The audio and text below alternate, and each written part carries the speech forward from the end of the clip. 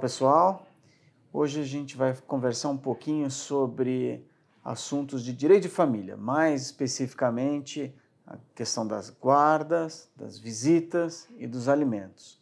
Eu sou o César, sócio do escritório Gaspar e Moreno Sociedade de Advogados, e eu estou aqui com a minha sócia Elisa, que é a nossa responsável aí por esse tema dentro aqui do escritório. Elisa, conta um pouquinho para a gente. Numa separação, num divórcio, como é que fica a questão dos alimentos?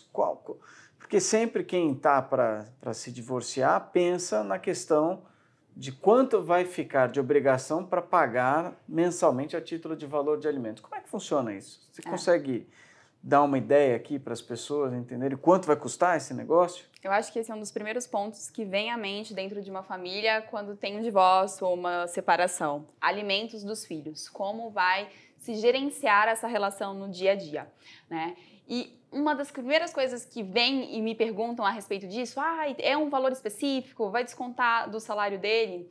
A gente precisa desmistificar um pouquinho essa questão e entender que quando a gente fala de alimentos, a gente precisa ter em mente algumas questões, alguns princípios que regem essa relação para a gente conseguir estabelecer esse valor de acordo com cada caso concreto. Não é uma fórmula mágica que se aplica para todo mundo. A gente precisa verificar cada situação e entender como vai ser aplicado diante dessa situação. E uma das coisas que a gente precisa ter em mente, uma das primeiras coisas é a necessidade dessa criança. Então, quando a gente vai estabelecer o valor dos alimentos, a gente precisa verificar o que aquela criança precisa para suprir as necessidades dela. É um primeiro princípio que a gente precisa analisar. O segundo princípio é a possibilidade da pessoa que vai pagar, né? Tanto do pai quanto da mãe. Qual é a possibilidade, qual a realidade daquela família para suprir aquelas necessidades? Segundo princípio. E aí você talvez possa perguntar, né, César, ou as pessoas possam pensar, mas se essa pessoa for muito rica, tiver muito dinheiro, se a gente estiver falando de uma pessoa muito famosa, que tem uma condição financeira muito boa, como vai se aplicar? Porque ele tem a possibilidade de pagar muito para essa criança. Mas aí a gente volta para aquele princípio da necessidade, né? Isso não significa que a pessoa ter muito dinheiro que ela vai ter que pagar uma monstruosidade que supere as necessidades daquela criança ou daquele adolescente. Então, esses três princípios precisam estar na mente das pessoas quando a gente for fixar o valor da pensão alimentícia. Analisado esse cenário, a gente consegue chegar num valor ponderado. Legal. Então, mesmo que a pessoa, que um dos divorciandos, um queira receber muito, não necessariamente o outro vai ser obrigado a pagar, né? Pelo visto, você tem um meio termo ali, levando em consideração aquilo que efetivamente precisa, aquilo que efetivamente vai ser utilizado em benefício da criança. E como é que funciona isso? A pensão tem que ser paga em dinheiro, ou seja, quem paga a pensão deposita tudo na conta do pai ou da mãe que tem a guarda e essa pessoa vai administrar como quiser, ou ela tem o poder de gerenciar alguma coisa diretamente disso? O primeiro ponto que a gente fala é que não necessariamente essa pensão vai ser paga em espécie, né? Em dinheiro, em pecúnia. Esse pagamento ele pode ser feito de alguma outra maneira, com um pagamento de algo específico, por exemplo, a escola, por exemplo, um plano de saúde, por exemplo, um inglês. Pode ter uma fixação de alimentos de uma maneira pontual, em espécie, ou então híbrida, né? Tanto com pagamento em dinheiro, tanto com pagamento em algo específico em si, né? Plano de saúde, escola, enfim.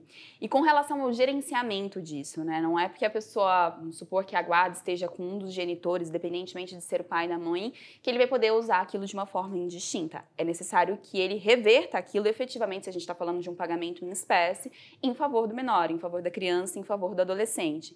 E se eventualmente a outra parte que está provendo esses alimentos desconfiar que aquilo não está sendo gerenciado da melhor forma possível, hoje a gente tem a possibilidade de entrar com uma ação de prestação de contas, para que a gente verifique, não que se eventualmente for averiguado dentro desse processo, que houve algum desvirtuamento desse dinheiro que a pessoa vai reaver, mas pelo menos para a gente identificar se realmente está suprindo a necessidade daquela criança. Boa, legal.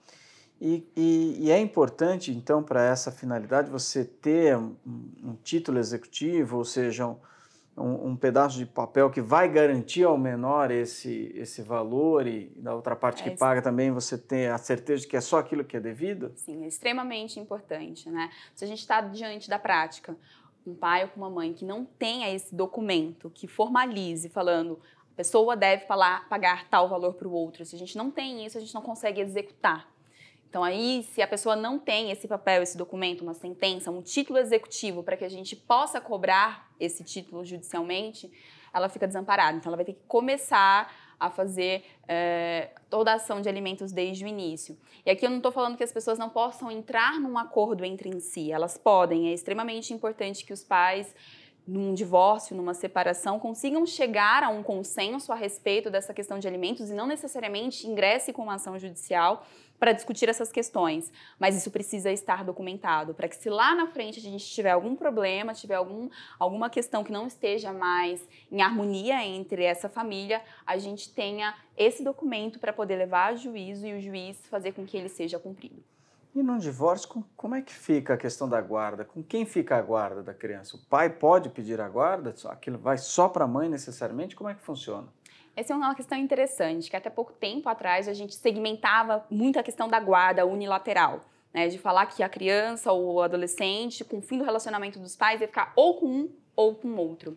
E a gente teve uma mudança na legislação que hoje a gente estimula que a guarda seja compartilhada. Na verdade, o compartilhamento de responsabilidade, ele sempre existiu, independentemente se a guarda era unilateral, o pai que não tinha a guarda, ele tinha, né, poder familiar sobre aquela criança.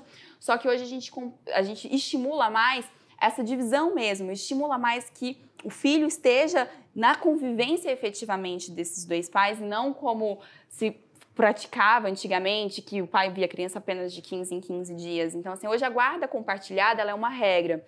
Então, é muito mais difícil a gente se deparar com situações de guarda unilateral, em especial se os pais moram no mesmo lugar. Estimula-se que a guarda seja exercida pelos dois de uma forma bem igualitária. E então, a gente vai ter a guarda unilateral em situações apenas excepcionais, se tem alguma questão de violência, alguma questão excepcional mesmo, que não possa, né, se seguir a regra geral da guarda compartilhada. E quando a gente tem essa guarda que é unilateral, tá só com o pai ou só com a mãe, você tem as visitas também. Como é que funciona isso? Visitas. A gente precisa verificar a realidade também de cada caso. Direito de família é algo que a gente não tem como aplicar uma formulazinha mágica, como eu falei. A gente precisa verificar a situação em cada caso concreto. Então, a gente precisa ver qual é a condição. Se a gente está falando de uma criança que é um bebezinho, muito pequenininha, que ainda tem a necessidade de amamentação, essas visitas provavelmente vão ser fixadas de uma maneira que ele vá até a casa da mãe, visite, depois ele volte por um período pequeno de tempo. Se essa criança já cresceu um pouco mais, já tem um pouco mais de autonomia, esse pai pode levar a criança para a casa dele, visitar, e para que também tenha convívio com os avós, que isso é um ponto muito importante. O direito de visitas não é só para os pais, os avós também podem visitar os netos, né? Então, tem essa possibilidade de acordo com cada realidade.